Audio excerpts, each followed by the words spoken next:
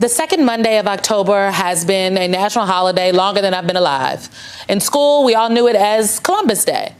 Now, why we celebrated a man history recorded as a fraud who did not discover America, enslaved people, tortured, and killed natives and his own crew, that will take more explanation than I have today. But thankfully, we do not have to celebrate Columbus anymore because President Biden signed a declaration last year officially recognizing the second Monday of October as Indigenous Peoples Day. Now, I bet you think you know the history of the First Nations, but one of the saddest parts of Native American history isn't even taught in our schools. Shocker, right? I am talking about the dark secret of Native American boarding schools.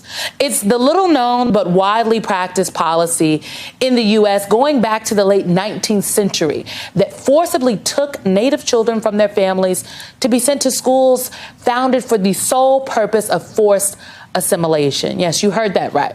The policy motto, as described by the school's founder, was, quote, "Kill the Indian in him, save the man," end quote. Government investigations and testimony show once there, the children were tortured for speaking their language or practicing their religion. We know many were raped, beaten, starved, and even murdered. And if the children returned to their homes, they were often too traumatized to speak of it. The Bureau of Indian Education took over the schools in 1969. Most of them closed in the 1980s, but 15 remain open. The truth is, folks, there is still so much we do not know about the schools, but that's changing thanks to several investigations now underway.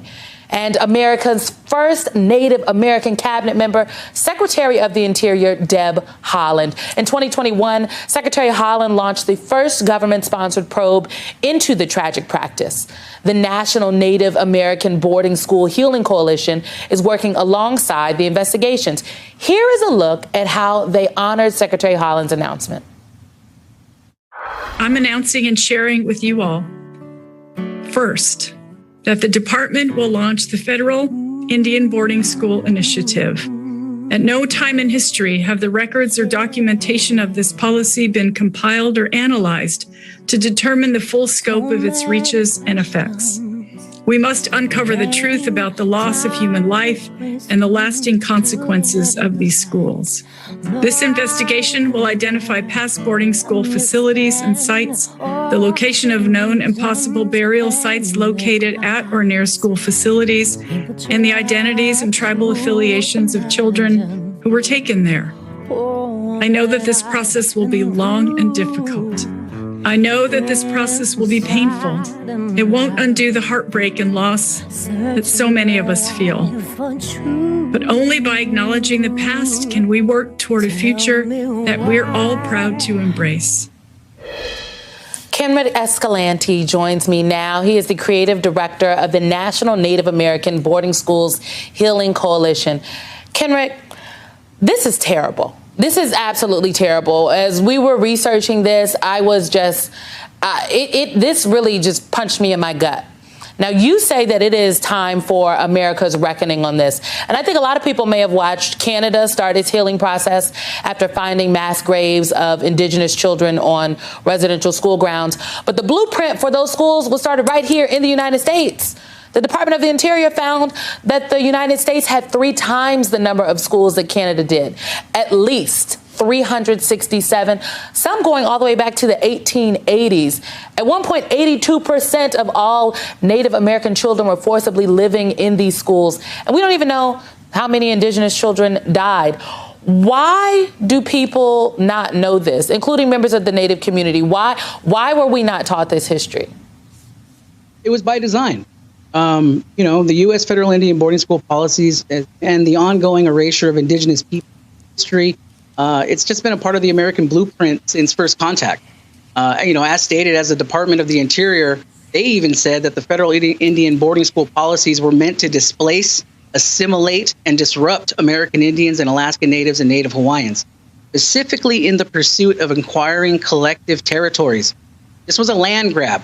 And how do you make theft, genocide, and assimilation easier to swallow? And let me repeat that, genocide, because that's what it was. It was genocide. How do you make that easier to swallow? You make it charitable. by saying we're going to kill the Indian to save the man, that we're going to bring churches in, save the merciless Indian savage. And that's why most Americans don't know about this, because what little we were taught that these institutions were good for Native Americans and Alaska Natives and Native Hawaiians, and that this was our pursuit in becoming better Americans. You know, Kenrick, we heard Secretary Haaland talking about the Department of Interior's investigation. Folks don't know, though, that there's also a House bill, H.R. 5444, and it has been introduced to establish the Truth and Healing Commission on Indian boarding schools. The House Natural Resources Subcommittee invited boarding school survivors to actually come and testify about their experiences. Yes. I want to make sure I play this for folks right now, but I do want to warn people in the audience that some viewers may find what they're about to hear disturbing. Here it is. I've been waiting 67 years to tell the story. In 1955, I went to Wrangell Institute for the first of 6 years that I was there, and witnessed so many atrocities that almost became normal or normalized. During my stay at the school, corporal punishment was common, and one priest sometimes used the cattle prod on us. Another way the priest disciplined us was to lock us out of the school during the cold winter. When this would happen, the little guys would be shivering and crying.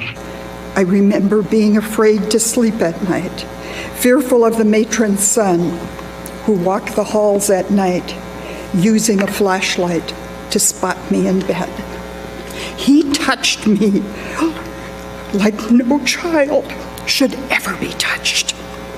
As a little girl, those hands were huge.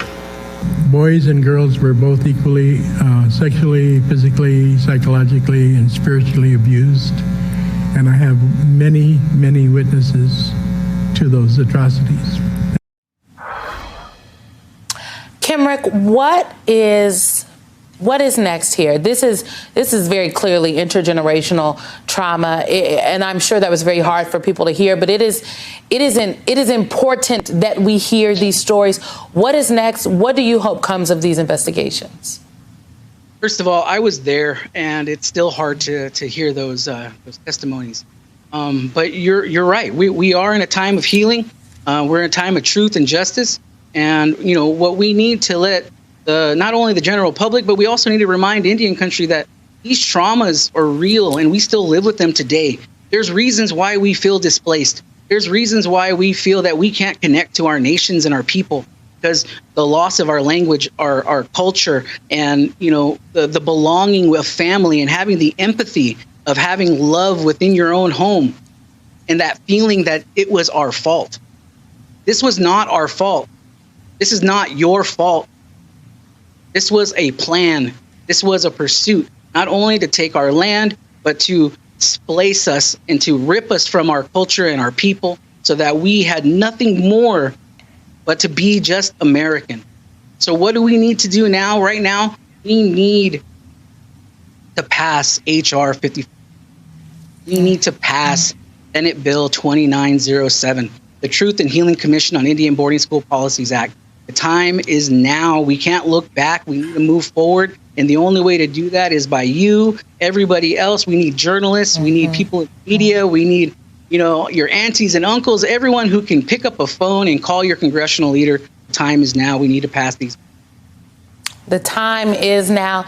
Kenrick Escalante, thank you. Thank you very much for shining a light on this, for your commitment to the work, and for holding us all accountable. I appreciate you. Thank you.